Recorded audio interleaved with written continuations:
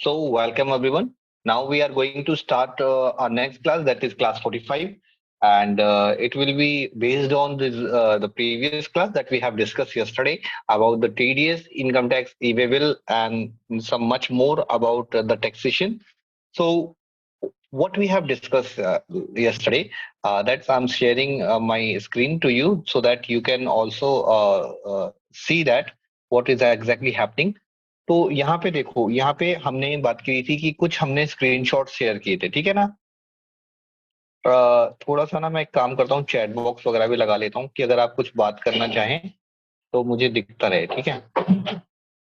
तो यहाँ पे मैं इसको छोटा करके रख लेता हूँ साइड में, ठीक है। अच्छा जी, अब यहाँ पे मैं बोल रहा था आपको कि ये जो मैं आपको नोट्स वगैरह देता हूँ ना। अच्छा ये देखो, ये पवन ने भी एक नोट शेयर किया है। क्या शेयर किया पवन ने, मैं देखूं तो जरा, मैंने देखा ही नहीं, ध्यान ही नहीं दिया। In order to increase the domestic availability of iron ore and a few steel intermediates। अच्छा, इस ये मैंने भी सुना था ये वाली न्यूज। इसमें क्या हुआ था कि जो सरिया आता है ना, सरिया, सीमेंट, बदरपुर, इनके रेट कम हुए हैं क्योंकि गवर्नमेंट ने ना इसमें से टैक्सेस कम किए हैं। तो अराउंड 50%, इससे 30%, यानी 20 to 30% का फर्क पड़ा है। आयरन पे भी, स्टील इंडस्ट्रीज पे भी काफी फर्क पड़ा है, मतलब रेट में गिरावट आई है। ठीक है जी। तो उसी के बेस पे ये चार्ट है जिसमें लिखा हुआ है कि ये एच कोड है। पहले 30% जो है टैक्स लगता था, अभी कोई टैक्स नहीं लगता। ठीक है। इसके अलावा ये देखो, आयरन पे, प्लेटिंग पे क्या क्या टैक्स है, सारी टैक्सेस है। तो thank you for sharing this such kind of information in the group, Pawan, and it will be very appreciating to you that you are active and sharing some good information. And I will request to all members, kindly just go through that note whichever we are sending, क्योंकि उससे होगा क्या कि जब आप notes को गो through करोगे ना, then you will get to know कि एग्जैक्टली हो क्या रहा है, लाइक, ठीक है। क्योंकि मैं बार बार अपनी क्लासेस में आप लोगों को बोलता हूँ कि थोड़ा सा पढ़ो, ठीक है। तो पढ़ने से होगा क्या कि पढ़ने से ये होगा कि सर आपको नॉलेज आएगी, ठीक है।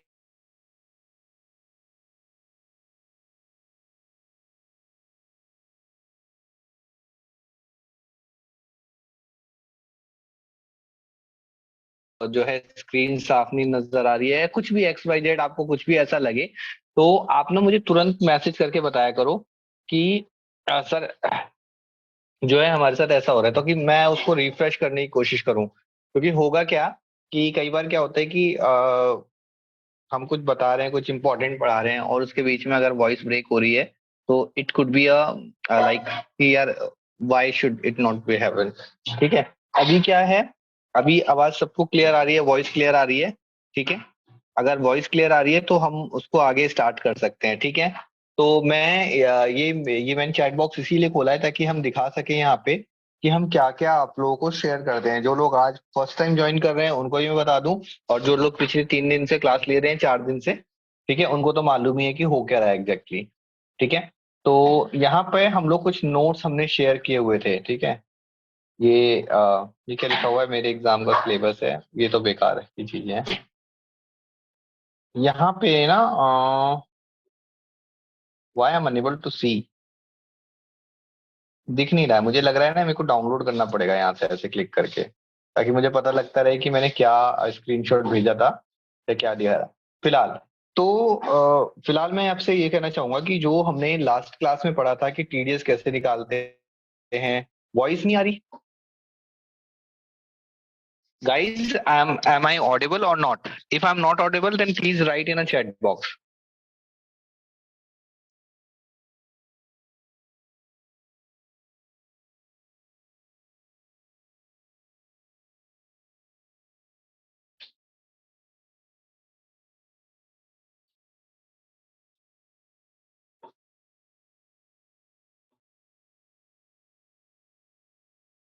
वॉइस क्लियर आ रही है? आ रही है सर वॉइस। पता नहीं, हो सकता है आपके फिर एंड से कुछ नेटवर्क प्रॉब्लम हो कविता मैम, तो नॉट एन इश्यू, हो जाता है कई बार। ठीक है। तो अभी हम जो कल का हमारा क्लास था उसी को कंटिन्यू करते हैं और देखते हैं, समझते हैं क्या होता है। ठीक है। कल मैंने आपको एक एंट्री बताई थी जिसमें हम टीडीएस डिडक्ट कर रहे थे, that was commission entry. Commission की थी ना या नहीं थी, मैं मेरे को याद नहीं है कि मैंने क्या एंट्री बताई थी। ठीक है, आप अगर आपने क्लास नहीं ली है तो वो क्लास मैंने यूट्यूब पे डाल रखी है, तो आप उसको जो है वहां से जाके सर्च कर सकते हो। ठीक है, क्लास को सर्च कर सकते हो। अब मैं आगे वापस से जीएसटी पे आ जा रहा हूँ और जीएसटी पे मैं आपको कुछ चीजें समझाने की कोशिश कर रहा हूँ आज। ठीक है, जैसे ये हमने जीएसटी अपना ओपन कर लिया। ठीक है, यहाँ पे ना जीएसटी की ही ये वेबसाइट है, अगर आपको नहीं मालूम तो आप यहाँ पे जीएसटी भी टाइप करोगे तो भी आ जाएगा। ठीक है, यहाँ पे देखो ये कुछ ड्यू डेट्स होती हैं।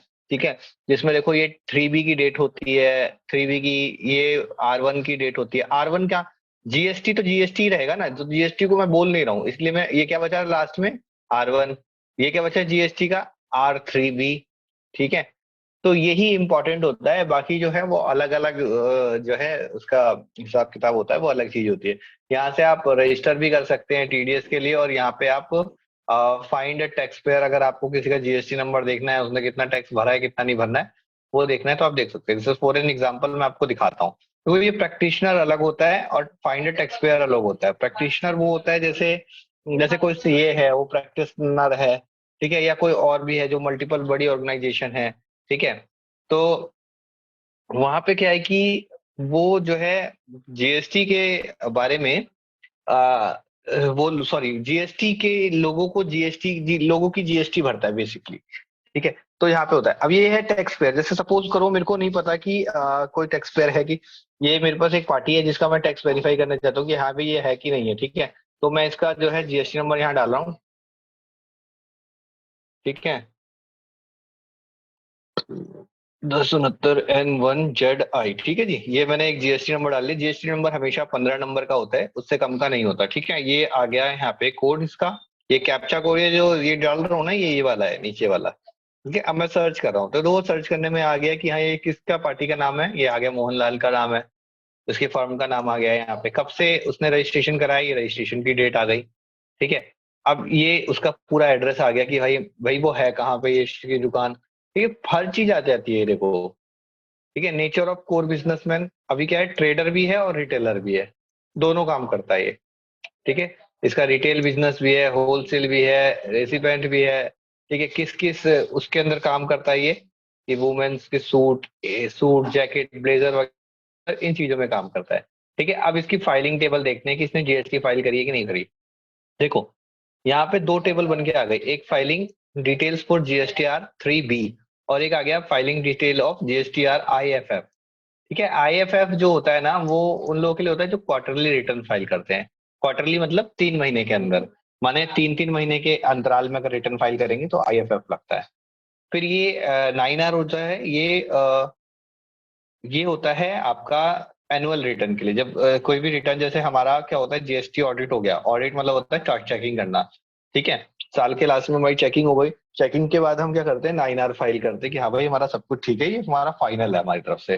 ठीक है, इसने कब फाइल कराया था, 2019 में, यानी कि 2021 में इसने नहीं कराया। ठीक है, अब इसके बाद यहाँ पे ये अलग अलग ऑप्शंस है हमारे पास।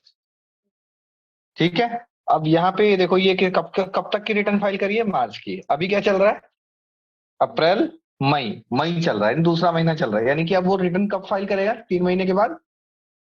बताओ ना, 3 महीने के बाद फाइल करेगा ना। तो मार्च के बाद 3 महीने कब होते हैं, जून में। ठीक है, तो उसको कब फाइल करनी है, अप्रैल, मई, जून। तो वो कब फाइल करेगा, जुलाई के अंदर में 11 तारीख को उसकी लास्ट डेट हो जाएगी, वो फाइल करेगा। ठीक है, जो सॉरी, ये इसकी डेट होती है, इसकी तारीख होती है 20 से 22 तारीख होती है, और इसकी तारीख होती है 11 से 13 के बीच में। ठीक है जी, और अगर आपको कभी तारीख नहीं पता हो तो कोई दिक्कत नहीं है, आप जब भी जीएसटी की वेबसाइट पे यहाँ जाएंगे ना, यहाँ पे जब भी आप जीएसटी की वेबसाइट पे आप सपोज गए, ठीक है, तो यहाँ सबसे ऊपर ही यहाँ पर तारीखें होती हैं। ये देखो, ये जीएसटीआर की तारीख है। ठीक है, अब यहाँ पे ये अपकमिंग ड्यू डेट्स है कि भाई अप्रैल महीने के लिए, अब कभी भी जो जीएसटी फाइल होती है ना, ठीक है, जो जीएसटी फाइल होती है ना, ये होती है आपकी क्वार्टरली भी करते लोग, इसे क्वार्टरली करते हैं और इसे मंथली भी करते हैं। ठीक है, अब यहाँ पर यहाँ पर 3B की जो डेट है वो है 24 मई। किसकी, कब की डेट है, अप्रैल वाले की फाइल करते हैं। तो यहाँ पे ना ये जो इन्फॉर्मेशन जो लिखी हुई है ना, ये वाली कहाँ गई, ये वाली, ठीक है। इसमें हम देख सकते हैं कि भाई कौन से टैक्स कब फाइल होते हैं कब नहीं होते, ठीक है। 5 करोड़ से ऊपर की टर्नओवर जाएगी तो भाई 9 फाइल करना कंपलसरी है, ठीक है। आईएफएफ जब आता है लिखा हुआ, जब कोई भी बंदा क्वार्टरली रिटर्न फाइल कर रहा होता है तो आईएफएफ लिखा हुआ आता है, ठीक है। क्या कि उसके पास क्लोज हो जाता है, क्लॉज, सॉरी क्लोज नहीं, CLOSE क्लोज नहीं, CLAUSE क्लॉज, मतलब एक क्लॉज होता है उसके पास कि हाँ भाई वो 3 महीने की भी भर सकता है, और जो है रिटर्न वो उसको, और क्या नाम, माइक बीच बंद करो बिल्कुल।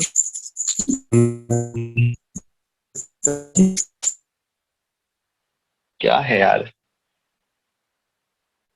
पता नहीं, लोग ज्वाइन करते हैं फिर बीच में माइक ऑन रखते हैं, ठीक है।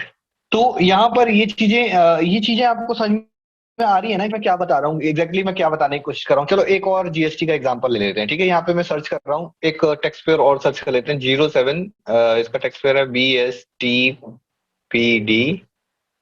ठीक है, 5890 1Z7, ठीक है। और इनका कोड है 2198, ठीक है। चाहो तो आप जो सर्चिंग का आज ऑप्शन बता रहा हूँ ना, आप इस जीएसटी नंबर से आप भी सर्च करके देख सकते हो प्रैक्टिस के लिए, ठीक है। 07 BSTPD 5890 N1Z7 है, नंबर कम रह गए ना। क्या बता रहा है ये कह रहा है 07 BSTPD 5890 H1Z7 था एन। पता है क्या, जब तक जैसे टाइप वाइप करते रहोगे ना तो प्रैक्टिस में रहता है। अब क्या है कि प्रैक्टिस छूट गई तकरीबन। ये रहा N1Z7 था, ठीक है ना। ये देखो यहाँ H1Z7 था, ठीक है। अब देखो इसका नाम क्या है, इसका नाम है इंद्रजीत डावर, इसकी पार्टी का नाम ये है, ये भी सेम काम करता है। अब इसकी फाइलिंग टेबल देखेंगे तो यहाँ पे आपको पता लग जाएगा कि मार्च तक इन्होंने भी फाइल करी है और इनका भी क्वार्टरली रिटर्न जाता है, ठीक है। अब यहाँ पे इन्होंने भी एनुअल रिटर्न जो है 2019 में कराई थी। असल में दोनों बाप बेटे हैं, आपको अंदर की बात बताऊं, ठीक है।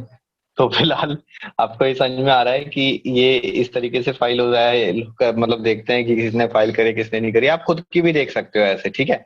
अब आप कहोगे सर हमारे पास लॉगिन आईडी पासवर्ड नहीं है, कोई बात नहीं, आप जीएसटी से उससे देखो ना। अभी क्या लिखा हुआ है, साहिल ज्वेल्स करके। अब ये भी एक पार्टी है, इसका भी मैं आपको दिखा देता हूँ, देखो यहाँ पे हम उसकी फाइलिंग टेबल देखते हैं, ठीक है। यहाँ पे इसको लॉगिन किया मैंने, ठीक है। लॉगिन करने के बाद यहाँ पे इसका नाम आ गया कि हाँ भाई ये क्या नाम है, शादाब अहमद, ठीक है। ये इसका जीएसटी नंबर आ गया, ठीक है जी। अब यहाँ पे ये इसकी रिटर्न कैसे फाइल हो रही है, मतलब बोलो मंथली हो रही है कि क्वार्टरली हो रही है, बोलो बोलो ना, क्वार्टरली या मंथली। यहाँ पे साफ साफ लिखा हुआ है क्वार्टरली हो रही है, ठीक है। यहाँ देखो लिखा हुआ है ना क्वार्टरली हो रही है। और आप ये देखो कि यहाँ पे जो टेबल है ना, टेबल पे भी आप देखोगे कि जहाँ पे फाइलिंग हो रखी है वहां पे ग्रीन हो रखा है, और जहाँ पे हम फाइलिंग नहीं कर रहे हैं वहां पे ग्रे हो रखा है। तो यहाँ पे जो रिटर्न है वो ये सॉरी क्वार्टरली फाइल कर रहा है, ठीक है। यानी कि जैसा कि मैंने बताया कि अप्रैल, मई, तो फिर कब फाइल करेगा, जून में फाइल करेगा अब ये, ठीक है। अब यहाँ पे इसका रिटर्न डैशबोर्ड देखते हैं, जैसे कि हमने कल आपको हरिओम इलेक्ट्रॉनिक्स का दिखाया था, ठीक है। अब हाँ, मैं आपको बता रहा था टर्नओवर के बारे में, तो टर्नओवर भी देख सकते हो आप डैशबोर्ड पे जाके, यहाँ से ये भी देख सकते हो। इसकी टर्नओवर कितनी है, इसकी टर्नओवर है साल की इकाई, ढाई, सैकड़ा, हजार, 10,000, लाख, यानी कि 5,21,067 रुपए की इसकी अभी टर्नओवर है, क्योंकि नई नई स्टार्ट किया है इसने, तो 5 लाख रुपए साल के कमाता है ये, ठीक है। पिछली बार मैंने आपको जादू दिखा दिया था ना कल की क्लास में, 183 करोड़, ठीक है।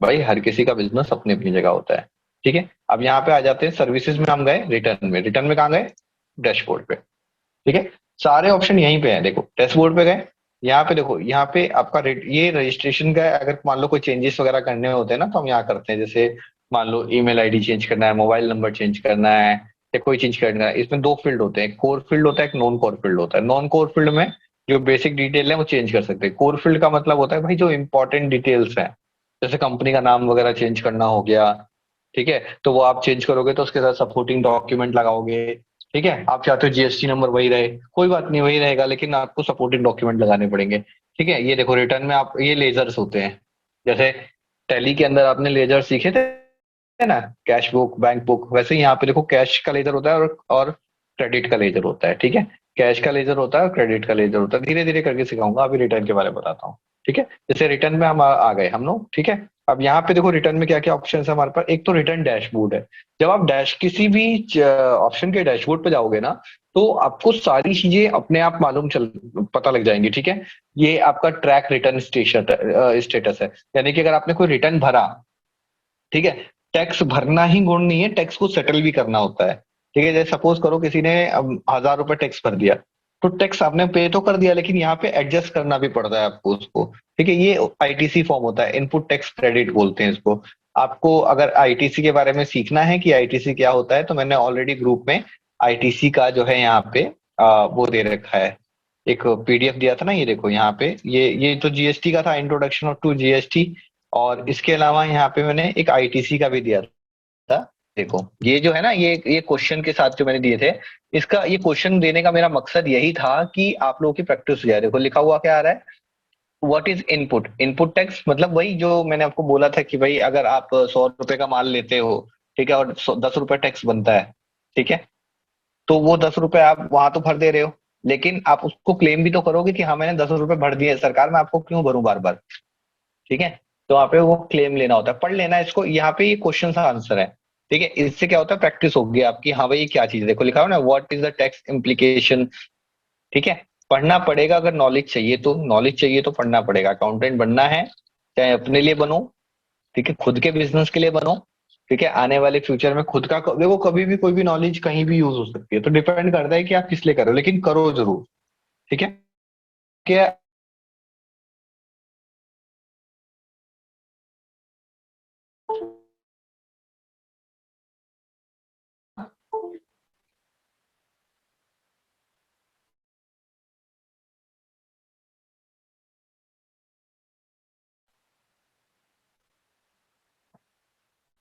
तो यहाँ पे देखो कि यहाँ पे मैंने एक तो सॉरी, मैंने आज लॉगिन तो नहीं किया ना, करा था शादाब का, है ना। तो एक बार मैं इसको दिखा देता हूँ आपको, शादाब वाला कहाँ गया। शाद ये रहा। ठीक है, तो ये क्या है, ये आपकी फाइलिंग टेबल है, ये आपसे यहाँ से फाइलिंग टेबल होती है। ठीक है, जैसे मैंने सर्च किया, अब इसको मई के लिए मैंने सर्च किया। मैं तुम्हें क्या बता रहा था कल, मैं तुम्हें 2A बता रहा था कि जिस लोगों की टर्नओवर, जिन लोगों की टर्नओवर 20 करोड़ से 50 करोड़ जाती है, तो वो लोग जब हमें इनवॉइस करते हैं, तो वो हाथ के हाथ यहाँ पे दिख जाता है 2A के अंदर में। अच्छा, अब ये देखो यहाँ पे क्या लिखा हुआ है। यहाँ पे लिखा हुआ है, if you are micro small medium enterprises. इसको देखो, यहाँ पे इतना लिख दिया, माइक्रो स्मॉल मीडियम। ठीक है, तो इसको हम बोलते हैं एमएसएमई। अगर आप एमएसएमई हो, click to submit your interest. ठीक है, अवेलिंग मुद्रा लोन। ठीक है, अब सरकार क्या कह रही है, मुद्रा लोन दे रही है, कम कितने को, वो कह रही है कि आप 10 लाख से लेकर एमएसएमई 5 करोड़ रुपए तक का मुद्रा लोन ले सकता है।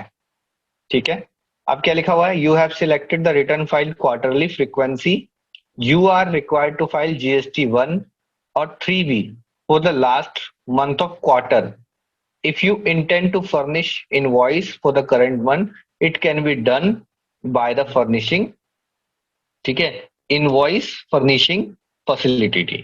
ठीक है, यहाँ पे IFF का आपको फुल फॉर्म भी मिल गया कि ये इस तरह से। ये भी क्या कह रहा है कि ये कह रहा है कि आपको जो है, आपके पास ऑप्शन है, क्या ऑप्शन है आपके पास, कि भैया आप अपना जो डिटेल है वो सबमिट कर सकते हो, हालांकि आपने क्वार्टरली लिया हुआ है तो भी। तो R1 की जो डिटेल है, 13/6 तक की डेट में आप उसको जमा कर सकते हो। ठीक है, लेकिन अभी इस महीने में क्या है, ये ऑप्शन है हमारे पास, जून में करना है ना हमें, तो ये अभी हमारे पास ऑप्शन दे रहा है। ठीक है, कि हम अभी कर सकते हैं कि नहीं। अब देखो, मैं 10 मिनट क्लास के बचे हुए हैं, तो मैं इसमें आपको ये बता रहा हूँ कि देखो ये क्या है, ये इसका आ गया B2B आ गया। क्या कह रहा है, no document found for the pre provided input. कल मैंने आपको दिखाया था, बिल आया, यानी कि इसने अभी तक कोई ऐसा किसी पार्टी से लिंक ही नहीं किया जिस पार्टी से आपको यहाँ पे मिल जाए। अब देखो यहाँ पे तो कोई नहीं मिल रहा, क्योंकि आप मई मंथ का देख रहे हो। अब मैं आपको ले चलता हूँ अप्रैल मंथ में। ठीक है, कि भाई किस पिछले महीने तो सेव करी होगी इसने, क्वार्टर है ना, अप्रैल से लेके जून तक का, तो मैं पिछले महीने में देखता हूँ कि पिछले महीने इसने कुछ परचेज करी है। B2B में गए, ये देखो। अब B2B में भी जब जाओगे तो यहाँ पे दिखेगा कि आपने इंडियन रेलवे कैटरिंग टूरिज्म से इसको एक बिल जनरेट हुआ है। ठीक है। एक वीआईपी इंडस्ट्री से अब आप बोलोगे सर इंडियन रेलवे से क्या काम, तो भैया टिकट बुक तो कर सकता है, या नहीं करने दोगे उसे टिकट बुक? ये देखो, ये दो इसके पास टिकट बुक हुई है, ये उनका इनवॉइस आया जिसमें इसको 10-10 रुपए का जो है उसको बेचारे को फायदा मिल रहा है। ठीक है, ये इसका 11 रुपए का इसका जीएसटी इनवॉइस है। ठीक है, टैक्सेबल वैल्यू 10 रुपए है, 10 रुपए इस पे 90-90 पैसे का इसने क्लेम कर लिया है। मतलब पता ही चिंदी हो रहे हैं, 90-90 पैसे क्लेम करके यहाँ पे ये दिखा रहा है। देखो दो बिल इसको इसको मिल गए हैं। ठीक है, इसके बाद ये वीआईपी इंडस्ट्रीज का बिल है, यहाँ देखो वीआईपी इंडस्ट्रीज का बिल है, ये इनवॉइस नंबर ये रहा इसका। ठीक है, इनवॉइस नंबर पे देखो ये तकरीबन 8,898 रुपए का कोई सामान परचेज किया है, जिसपे ये लोकल है। क्यों लोकल, मुझे कैसे पता सर लोकल है? क्योंकि आप देखो यहाँ पे सेंट्रल टैक्स और स्टेट टैक्स दो में लिखा हुआ है। अगर ये लोकल ना होता तो आईजीएसटी होता ना भाई यहाँ पे। ठीक है, ये जो चीजें है ना, ये इसको हम बोलते हैं पोर्टल। कुछ लोग जीएसटी पोर्टल बोलते हैं, कुछ लोग शॉर्ट में पोर्टल बोलते हैं। ये चीजें आपको समझने वाली हैं। ठीक है, ये देखो क्रेडिट और डेबिट नोट। ठीक है, मैंने बताया था ना क्रेडिट डेबिट नोट, तो यहाँ पे ये चीजें आ जाती हैं। ठीक है, यहाँ तक बात आई नहीं समझ में कि क्रेडिट नोट क्या होता है, डेबिट नोट क्या होता है, आया समझ में? ठीक है, क्रेडिट नोट और डेबिट नोट है, ये हम दोनों ही होता है परचेज रिटर्न पे आपको क्या मिलता है परचेज रिटर्न पे।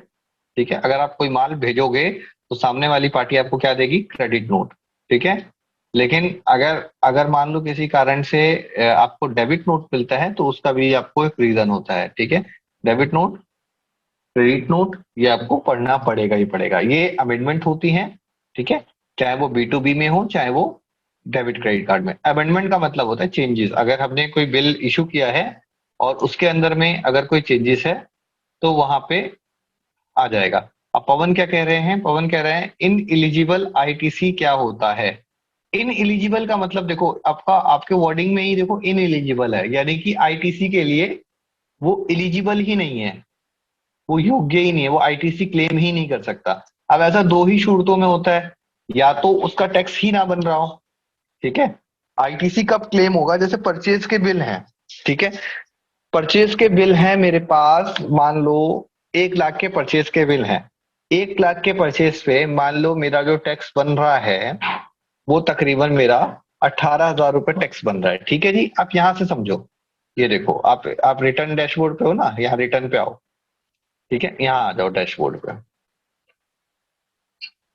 ठीक है, ये देखो ये क्या है, ये आपका ये जो है, ये आपकी जो टेबल है ये क्या दिखाती है, ये टेबल ही आपकी आईटीसी को दिखाती है कि इनपुट टैक्स क्रेडिट को दिखाती है। अभी देखो इसने बिल तो परचेज किया लेकिन इसको कोई क्रेडिट नहीं मिला। क्यों नहीं मिला, अभी तक इसने बुक्स में चढ़ाया नहीं, क्वार्टरली है ना इसका। ये देखो अभी इसके आईजीएसटी में कोई बैलेंस नहीं है, सीजीएसटी में कुछ नहीं है, एसजीएसटी में कुछ नहीं है, कुछ नहीं है इसके पास। बिल्कुल भिखारी वाली हालत है इसकी।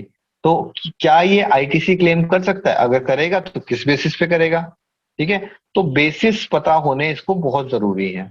ठीक है, और सबसे बड़ी बात, अगर जैसे मान लो सपोज करो इसने एक fake bill pay ITC claim कर भी लिया, तो फिर उस भाई उस बिल को दिखाना भी पड़ेगा। इनएलिजिबल का मतलब ये होता है कि अगर आपके पास नहीं है तो आप वो नहीं दिखा सकते भाई, सॉरी वो बोलेगा।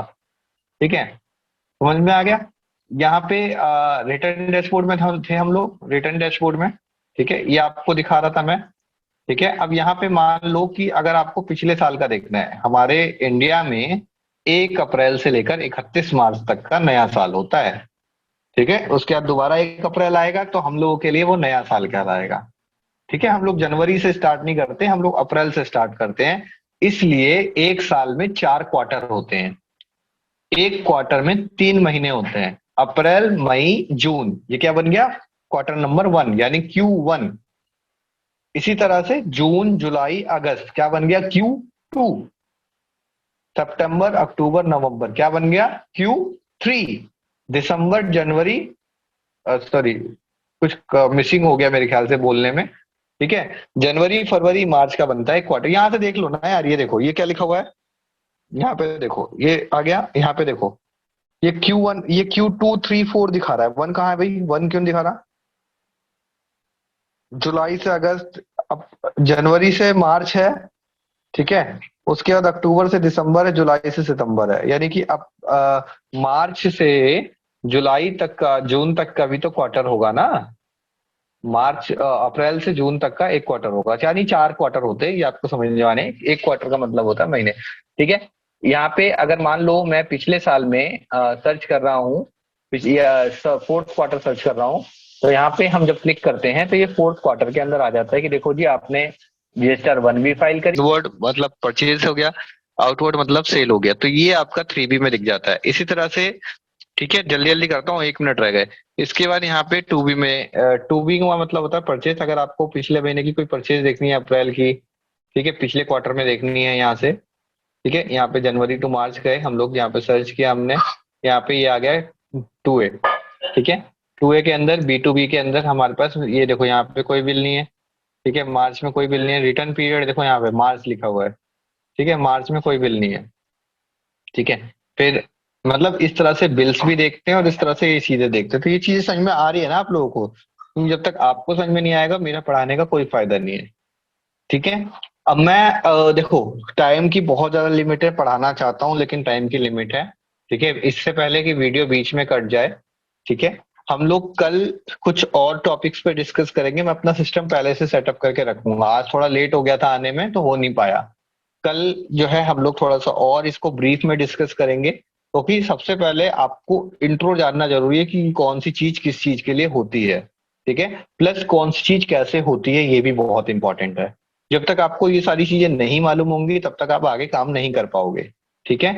तो और सबसे इंपॉर्टेंट चीज कि जो नोट्स मिल रहे हैं वो आपको पढ़ने जरूरी है, ठीक है। और जो लोग यूट्यूब पे सर्च कर रहे हैं, अगर उनको नोट्स वगैरह चाहिए तो मुझे डायरेक्टली कॉल या मैसेज करके आप अपने नोट्स ले सकते हैं मुझसे, ठीक है। And if you want to join the course then please call me directly, okay. तो अभी के लिए इतना ही, okay. Take care, bye bye and have a good night, okay. I hope you understand all the classes. अगर कोई भी दिक्कत या परेशानी हो तो आप पर्सनल ग्रुप डिस्कशन में मैसेज करके पूछें, ओके। Bye bye everyone.